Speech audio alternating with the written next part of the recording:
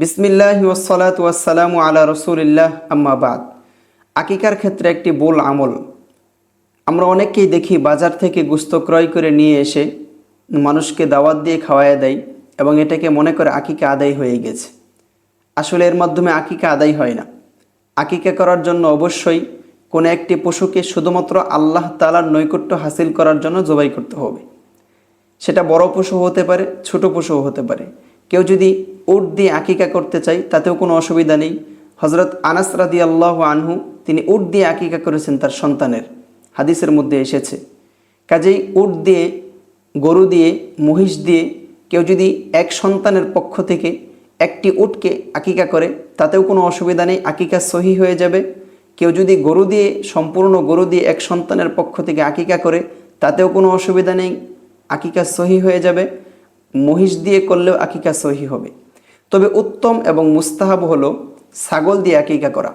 এক হাদিসে নবীজি সাল্লাল্লাহু আলাইহি সাল্লাম বলেছেন যে ইহুদিরা তারা শুধুমাত্র ছেলে সন্তানের পক্ষ থেকে একটি ছাগলকে আকিকা করে, আর তোমরা ছেলে সন্তান হলে 2টি ছাগলকে আকিকা করবে, আর মেয়ে সন্তান হলে একটি ছাগলের মাধ্যমে আকিকা করবে। এখান থেকে স্পষ্ট হয়ে যায় যে ছেলের পক্ষ থেকে 2টি ছাগল আকিকা করা আর মেয়ে হলে একটি ছাগলকে জবাই করা, এটা হচ্ছে সুন্নত, এটা হচ্ছে মুস্তাহাব কাজ। এজন্য আমাদের সমাজে যারা গোশত কিনে এনে বাজার থেকে যেই গরুটা বা যেই মহিষটা বা যেই উটটা, যেই ছাগলটা জবাই করা হয়েছে গোশত খাওয়ার উদ্দেশ্যে, শুধুমাত্র আল্লাহ তাআলার নৈকট্য হাসিল করার উদ্দেশ্য নয়, বরং তার সাথে অন্য নিয়ত সংযুক্ত রয়েছে, এমন কোনো প্রাণীর গোশত থেকে কিনে নিয়ে এসে যদি কেউ আকিকা করে তাহলে তার আকিকা আদায় হবে না।